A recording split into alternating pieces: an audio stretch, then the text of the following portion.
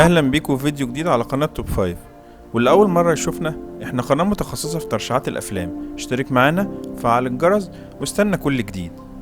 الرياضة كل الناس بتحبها، سواء الناس اللي بتمارس رياضة او الناس اللي بيشجعوا نادي معين. وده بيخلي الافلام الرياضية من الافلام اللي بتعجب الناس قوي، لان بيكون فيها قصص نجاح وفي نفس الوقت احداثها سريعة وممتعة. النهاردة بقى عشان نكون مختلفين شوية، جايبين لكم افضل 5 افلام رياضية بس بطابع درامي. هتلاقوا التنوع موجود في اختلاف الرياضات في الافلام. حلقة حلوة قوي لكل الناس اللي بتحب الرياضة، اوعى تفوتوها. ويلا بينا نبدأ.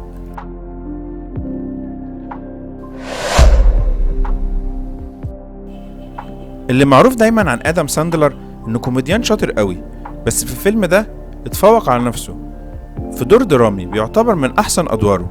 الفيلم من انتاج 2022 بيحكي عن ستانلي شوجر مان، كشاف لاعبين في كرة السلة، بس هو شايف ان امكانياته وافكاره اعلى بكتير قوي من انه يفضل كشاف لاعبين، لحد ما بتجيله الفرصة من فريق في الام بي اي انه يكون مدرب. بس الشرط الوحيد انه يعوض لاعب مشي من الفريق باكتشاف جديد، وده اللي لقاه فعلا في لاعب كرة شوارع اسباني، وهيكون هو امله الوحيد انه يرجع يدرب تاني في الام بي اي. فيلم حلو قوي.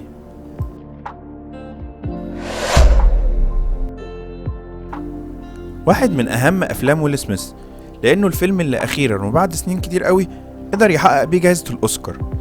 فيلم روعة من انتاج 2022 بيحكي عن قصة كفاح الاختين سيرينا وفينيس ويليامز وتربعهم على عرش رياضة التنس لسنوات طويلة قوي.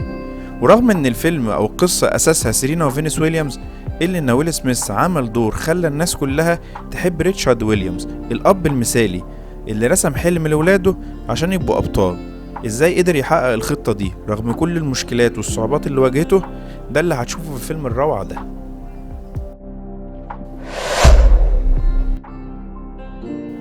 رغم ان فيلمه اساسي رياضي، بس بيعتبر من اجمل افلام الدراما اللي ممكن تشوفها. وساندرا بوليك عملت فيه دور روعة استحقت فيه بجدارة جائزة الاوسكار لاحسن ممثلة.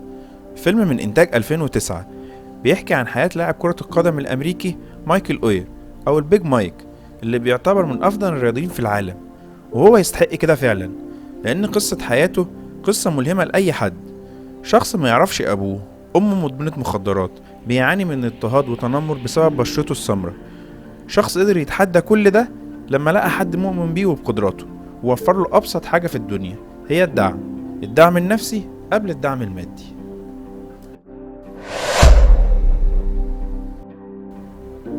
بيعتبر من احسن الافلام اللي اتعملت عن سباق السيارات. الفيلم من انتاج 2019 بطولة مات ديمون وكريستيان بيل. ورغم انه فيلم رياضي، بس الدراما فيه معمولة بحرفية شديدة قوي. الفيلم بيحكي عن الصراع اللي كان ما بين شركة فورد الأمريكية وشركة فيراري الإيطالية.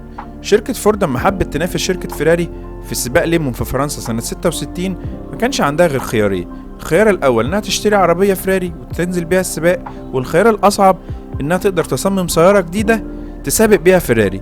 وده اللي خلى شركة فورد تعمل تعاون ما بين كارول شليبي والسائق كيم مايلز عشان يقدروا يهزموا فيراري.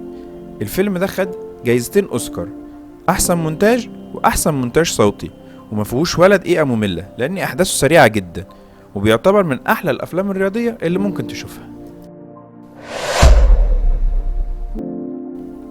فيلم من انتاج 2005 قدر يفوز ب4 جوائز اوسكار. الفيلم بيحكي عن ماجي، بتشتغل في مطعم، عندها 31 سنه وبتعشق رياضه الملاكمه، ونفسها تبقى احسن ملاكمه في العالم. بس في السن الكبير ده الموضوع بيبقى أشبه بالمستحيل، وعشان تجري ورا حلمها بدأت تدور على مدرب يقدر يحقق معاها الحلم ده. وبتلاقي فرانكي اللي بتقنعه بعد محاولات كتيرة قوي ان هو يوافق على تدريبها، وهو كان شايف ان الموضوع ده تقريبا مستحيل بسبب السن وبسبب عدم الخبرة. هل هتقدر ماجي تكون احسن ملاكمة في العالم زي ما تمنت؟ ده اللي هتشوفه في احداث الفيلم. الفيلم ده يستحق يكون معانا هو المركز الاول. لو ترشيحاتنا عجبتكم اعمل لايك للفيديو واكتب لنا رأيك في الكومنتات، ولو لسه مش مشترك في القناة اشترك وفعل الجرس واستنى كل جديد. خلص الكلام، سلام.